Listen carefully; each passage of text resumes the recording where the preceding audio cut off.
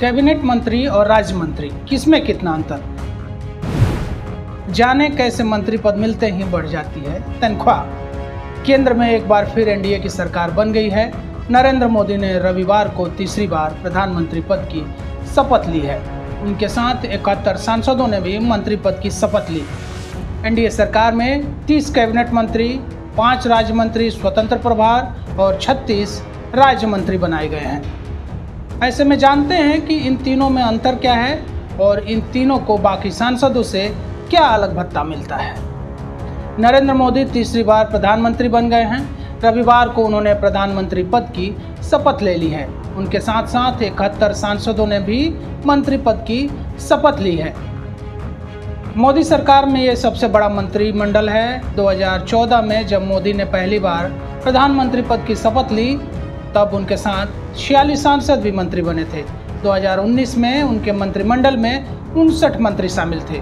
2024 में एनडीए की सरकार में प्रधानमंत्री को मिलाकर 72 मंत्री शामिल हैं। मोदी 3.0 में 30 कैबिनेट मंत्री, 5 राज्य मंत्री स्वतंत्र प्रभार और 36 राज्य मंत्री बनाए गए हैं।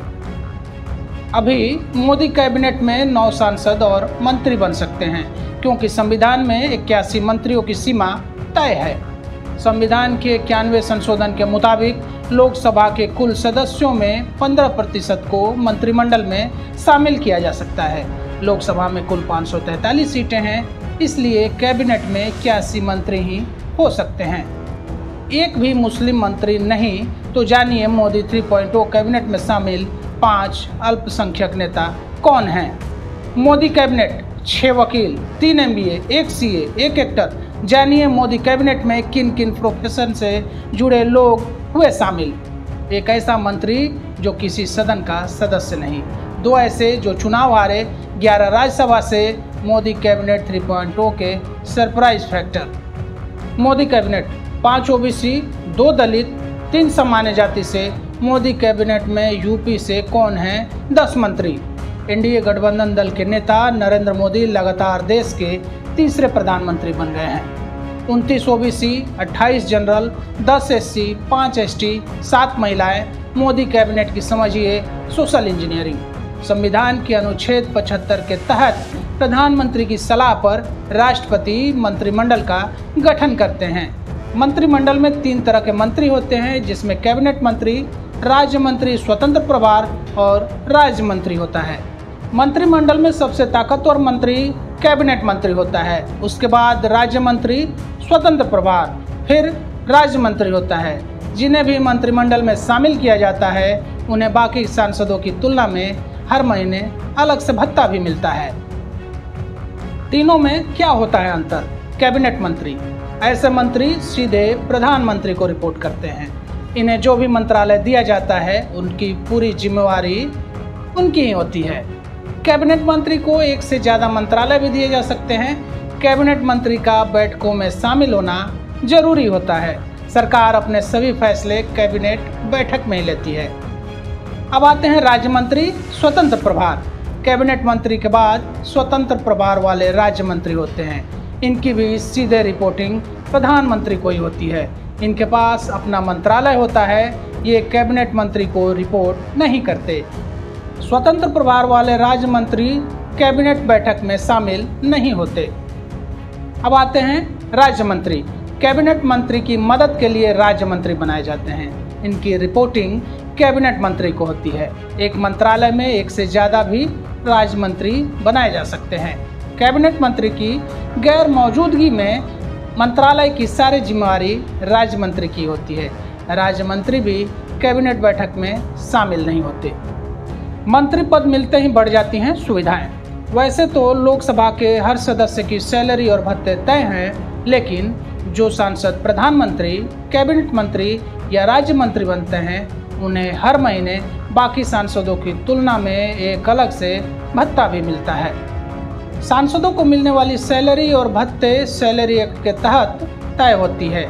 इसके मुताबिक लोकसभा के हर सदस्य को हर महीने 1 लाख रुपए की बेसिक सैलरी मिलती है। इसके साथ ही 70,000 रुपये का निर्वाचन भत्ता और 60,000 रुपये ऑफिस खर्च के लिए अलग से मिलते हैं। इसके अलावा जब संसद का सत्र चलता है तो 2000 रुपये डेली अलाउंस भी मिलता है। प्रधानमंत्री और मंत्रियों को हर महीने सत्कार भत्ता सैंक्चुअरी अलाउंस भी मिलता है।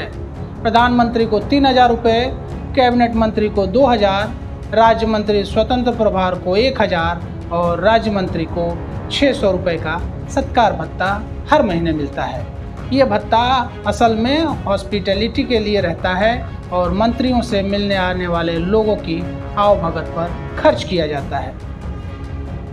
इसे ऐसे समझिए कि एक लोकसभा सांसद को सैलरी और भत्ते मिलाकर कुल महीने 2,30,000 रुपये मिलते हैं, जबकि प्रधानमंत्री को 2,33,000, कैबिनेट मंत्री को 2,32,000, राज्य मंत्री स्वतंत्र प्रभार को 2,31,000 और राज्य मंत्री को 2,30,600 रुपये मिलते हैं। अब प्रश्न यह है कि क्या सांसदों को भी टैक्स देना पड़ता है, चाहे सांसद हो या प्रधानमंत्री या राष्ट्रपति या उपराष्ट्रपति, सभी को इनकम टैक्स देना पड़ता है। हालांकि इन्हें सिर्फ सैलरी पर ही टैक्स देना पड़ता है। नियमों के मुताबिक लोकसभा, राज्यसभा के सांसद, राष्ट्रपति और उपराष्ट्रपति सिर्फ सैलरी पर ही टैक्स देते हैं। बाकी जो अलग से भत्ते मिलते हैं उन पर कोई टैक्स नहीं लगता। मतलब सांसदों की हर महीने की सैलरी 1 लाख रुपए है, इस हिसाब से सालाना सैलरी 12 लाख रुपए हुई। इस पर ही उन्हें टैक्स देना पड़ता है।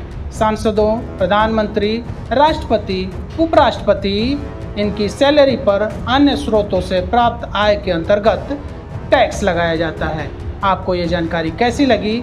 वीडियो पसंद आए तो वीडियो को लाइक करें और कमेंट में आकर अपना कीमती सुझाव सलाह दे सकते हैं। हमसे जुड़ने के लिए बहुत बहुत आभार। नमस्कार, धन्यवाद।